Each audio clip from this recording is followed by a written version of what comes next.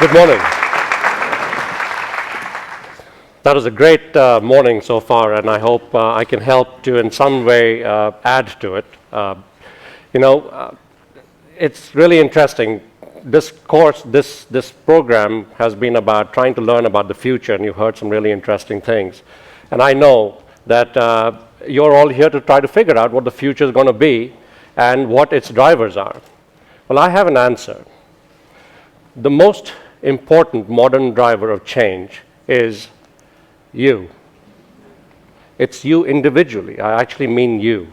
It's not you all. It's you individually, right?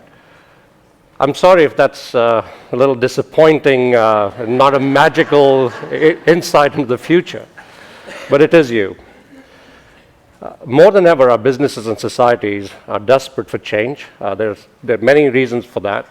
But how many of us, how many of us believe that we have the money, the resources, and the skills to actually put a dent in the universe, like a Mahatma Gandhi or a Martin Luther King or a Steve Jobs? Raise your hands. All right, a smattering. I empathize if you didn't raise your hands as enthusiastically as these fifth graders. Inventors of the future are unfortunately very rare, aren't they? A very rare breed of human. I disagree with that. I think it's bizarre that the world's largest businesses and social institutions and foundations have millions of brilliant people that they've hired over the years, and very few of us actually become a Steve Jobs or a Mandela. Why is that? Have you ever thought to stop and ask that question? The problem, I believe, is not the talent. The problem is our management system. We went from a system that nurtured master craftsmen whose passion transcended generations to a system that was about creating workers to feed the Industrial Revolution. Craftsmen to workers. I remember my first days of joining the business world. I was 18 years old.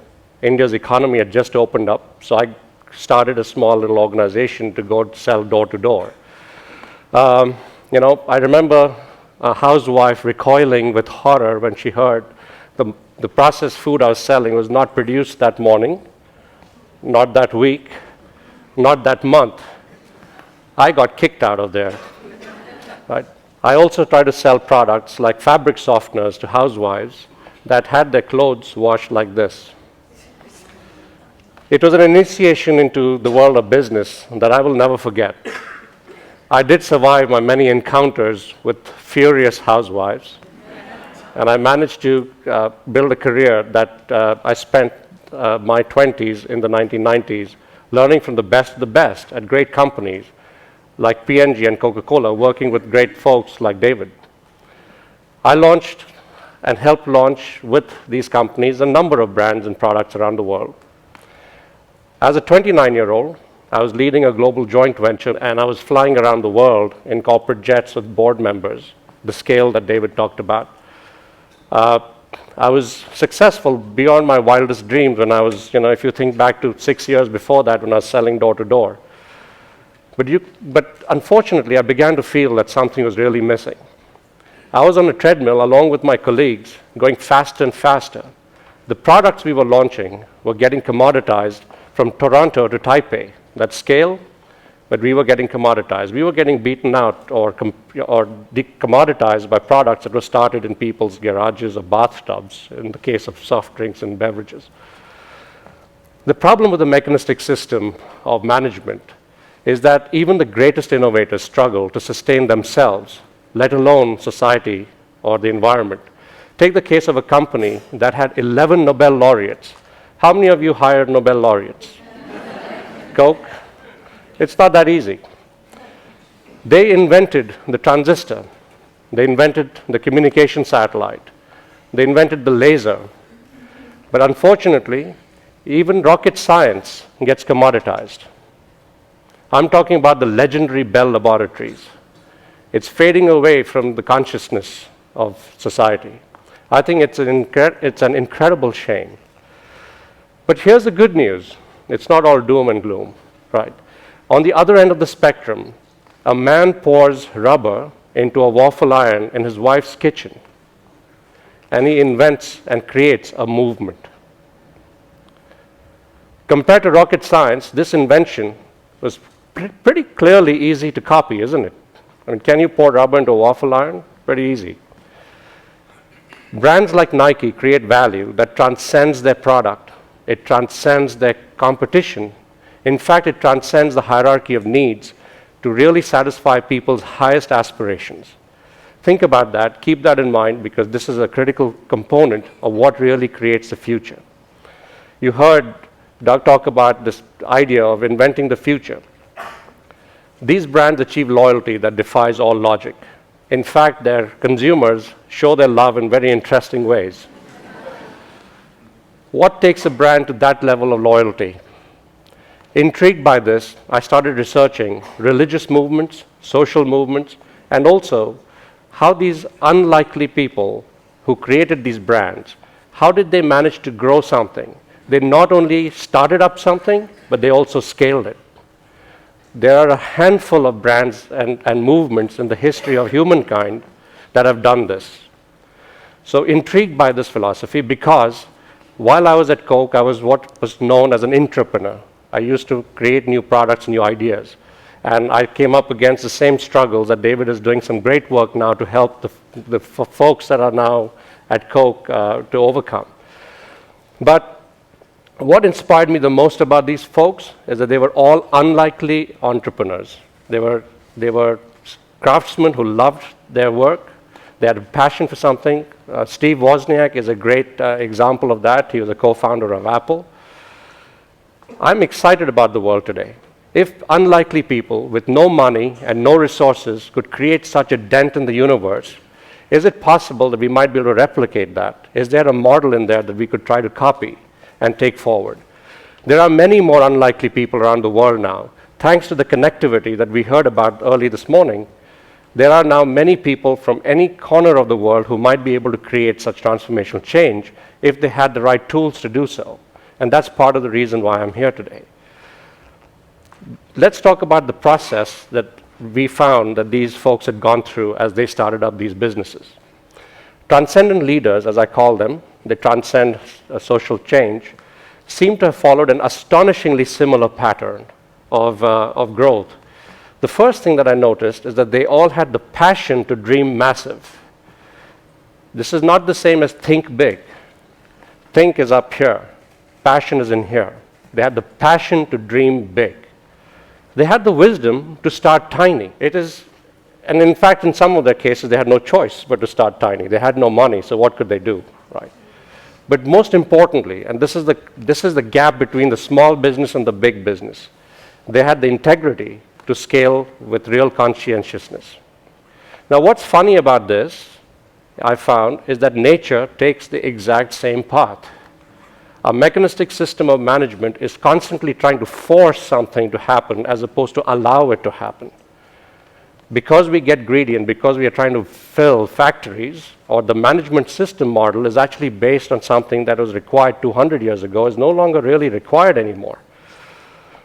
There's a natural order to how change occurs in business and in nature and in society. End of the day, we humans are natural too, or most of us. So for you and I to unleash our full potential, I think it's time to adopt a natural growth model. We have to start with, how do we dream massive? So the first step is start by figuring out, what do you truly love? What do you truly love doing that could be of value to others?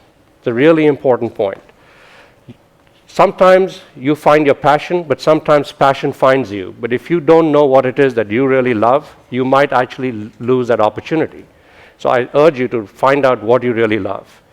Bill Bowerman was a college athletics coach when his pupil, Phil Knight, came along, and they worked together to create Nike. Steve Jobs loved technology and art. One of his favorite classes in his incomplete and unconventional college career was calligraphy. The second component of what you want to do is really figure out with what you love, what is your highest aspiration for people? How can you help people achieve their highest aspirations? If you think about what Bill Barman, the co-founder of Nike, did, is his love for teaching people how to run coincided beautifully with what people's highest aspirations for their own fitness and health. And when you create that yin-yang, that is when you create a potential, really potent cocktail for real innovation. Now, one of the interesting things is he believed that anyone could be an athlete. Mahatma Gandhi believed that everyone can be equal. At a time, it was preposterous to believe that or even say it. Steve Jobs believed everyone is creative. A great transcendent value statement always will seem absurd. If it does not make you distinctly uncomfortable, you're probably not fulfilling your entire potential. So I would urge you to think about that as you build what your calling in life could be. Here is an example from my career. And in fact, this is an example from Coke, one of the few instances where we did manage to do something really disruptive. It is very hard to start from a brief that says, let's improve our fountain business, right? Technology like this has evolved over the decades, but end of the day, since the days of the soda jerk, the customer experience has not really changed a lot. But what if you start from human aspirations? I remember reading about self-expression and how it's growing, mass customization was becoming a big trend. Well, it really didn't really click for me until I was standing in a Starbucks one day, and the barista asked this lady in front of me, would you like the usual? And she said yes. And he proceeded to hand her a half-calf decaf skinny soy venti latte with a touch of hot chocolate.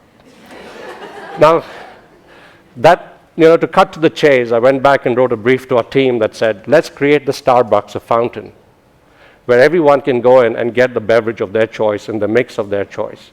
And from that came out a project called Coca-Cola Freestyle. I left the Coca-Cola company a few years after that to start Blue Earth Network because I realized my own full potential lay in using my love for innovation and my love for global branding and help create real transformational change in business and society.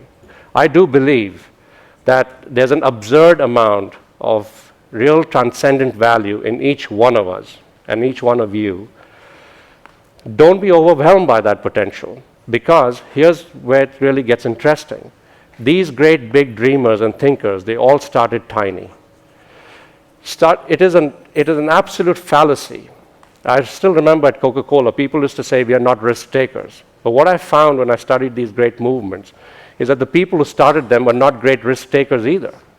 They started tiny, they spent a minimal amount of money and resources to build their ideas. The thing that really differentiated them, though, is that they had the ability for deep empathy. They could really figure out what people felt better than the average person. Now, this is actually trainable, and there are some great TED Talks on that.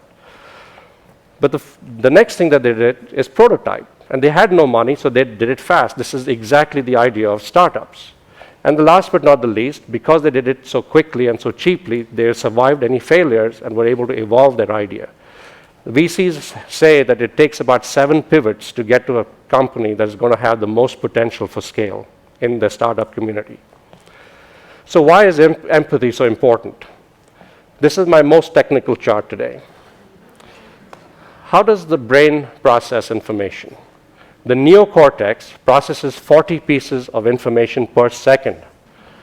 How much do you think the limbic center processes per second? The neocortex has the language, the rational thinking, and the analysis. The limbic center has feelings and memories. How much does the limbic center process? Hold that thought. 20 million per second. We have not even begun to tap the resource that's inside our own heads. It is this that really makes a difference. By the time your neocortex runs out of this room screaming at the irrationality of what I just said, your limbic center would have reached China. Yeah. 75% or more of all decisions that we make are made from the emotional center of the brain. And what's funny is, and there's a study done in the 60s called Emotional Contagion that even Malcolm Gladwell quoted in his book, The Tipping Point, that shows that people react to each other in microseconds before our brains, our neocortex has even begun to get triggered to start analyzing it. Changing emotions is the key to changing behavior. So as we think about the change that we want to create in our own businesses or in our own lives, we really need to understand our own emotions. So the first tiny step, to empathize with those that you seek to help as you move your project forward, for your own personal project, whether you are a manager of big companies or if you are a startup or a small company, is seek to empathize with those that you seek to help. Be humble. Don't assume you know the answer. Watch people, talk to them, feel what they feel. So let's do a little exercise here. What's the first word that came to your mind when you saw this picture? Who is it? What is their potential? The answer is, I don't know. How many of you said, I don't know? It is really tough. We all jump to conclusions really fast. A partner of Blue Earth, an organization called ACSS, moved from this idea of helping people get jobs to helping people find their purpose. They work with the homeless. Okay? Now that sounds irrationally absurd, right? But their results went from 50% of job retention for their clients after 90 days or 3 months to over 82% within the next 3 months of the shift. And it stayed above 75%, and it's 9 months and counting. It is amazing how resilient people can be when they have purpose and hope, even the homeless. This is where actually the challenge really starts. Now, you've heard about startups and you've heard about big companies' ability to scale. It is the in-between that is really the tough part. Somewhere between the startup stage and the scaling stage is when the real problem starts. This is when you're ready to scale your idea, but you face your biggest challenges of integrity. It is not a challenge of scale, it is not a challenge of resources, but it's a challenge of integrity. Have you heard about the boy and the butterfly story? A boy saw a butterfly trying to come out of a cocoon, and the butterfly was struggling, and it seemed to have given up at one point. So the boy helpfully cut the cocoon to let the butterfly out. Now, unfortunately, it turns out that the butterfly needs to struggle to come out. Otherwise, the fluids from the body don't go into the wings, and the butterfly's wings don't get the strength to fly. So with the best intentions in his heart, the boy actually doomed the butterfly. This is a problem that I see facing big companies and small companies all the time. Management being in a hurry to maximize social impact or maximize their business results tend to actually kill the value of their innovations sooner rather than later. So don't take shortcuts. You have to take the time to find your tribe. You have to take the time to create a purposeful business model. You have to create an authentic call to action towards your dream. And ultimately, you have to build the right ecosystem for your innovations to thrive. I'm going to talk a little bit about two of these things in the interest of time. The first one is the old innovation adoption curve. How many of you heard of the innovation adoption curve? Pretty familiar term, right? What does it actually stand for? It means that things move in a particular order. Which way do our business managers and our business education institutions tell us to do? The first question I see asked in most entrepreneurship programs is, what's your market? And where can you make it the biggest? And that's where most products get targeted. You start to dilute your idea right from the start. All transcendent brands actually started from where the need for their idea was the greatest. Nike sold first to college campuses, to college athletes and coaches. Apple was the first B2C company to sell directly to consumers and sold to programmers and to graphic artists thereafter. Even Mohandas Gandhi worked to try to get Indian businessmen, expatriates in South Africa to join his movement. It took 20 years before he realized that the greatest need lay with indentured laborers. And then the rest, as they say, is history. Your tribe will be able to evangelize your idea better and more consistently and with more authenticity than you ever could. And therefore, you have to build your infrastructure to grow your tribe along with the speed at which your tribe grows and not the other way. So how do you communicate with your tribe? Traditional management doctrine likes to tell you to find your unique product benefit and communicate the heck out of it, right? So Pepsi told people to take the taste challenge. Coca-Cola said, let's teach the world to sing in harmony. Speak your highest truth. It seems abstract, it seems wrong, but remember, your limbic center has an ability to absorb your intentions better than your neocortex. ASICS, a great company, talks about attributes. Nike says, just do it. Powerade, another Coke product, tells you to take ion 4 and electrolytes. Gatorade says, is it in you? Even nonprofits like to try to address the neocortex, but CARE is taking this to a better level, I think, with the I Am Powerful campaign. So at the end of the day, I'd like to say, to scale with integrity to your purpose, don't take shortcuts. It's tempting to us at Blue Earth as well to take shortcuts, but we strive to work with only those organizations that have a true authenticity and a real desire to create transformational change. We are fortunate to have found partners with some Fortune 100s, some startups, some nonprofits, and some educational institutions. Shortcuts don't get you success faster. They get you to mediocrity really quick, though. Our human race is really amazing. People are selling one-way tickets to Mars. 165,000 people have signed up. Any in this room? Well, I was going to take an autograph if you were here. Creating the conditions for humans to live on Mars is a pretty big stretch, I'd say. But what about creating the conditions for a Steve Jobs or a Nelson Mandela to be nurtured inside our organizations? Is that an easier condition to create? What's easier, Mars and humans to live there, or in our own organization to nurture our own passion and our own ingenuity? The answer for this question really lies, as I said right at the beginning, in your hands. Whether you are a big organization or a small one, it is up to you to bring your dreams forward. Dream massive, start tiny, and scale with integrity. Thank you so much.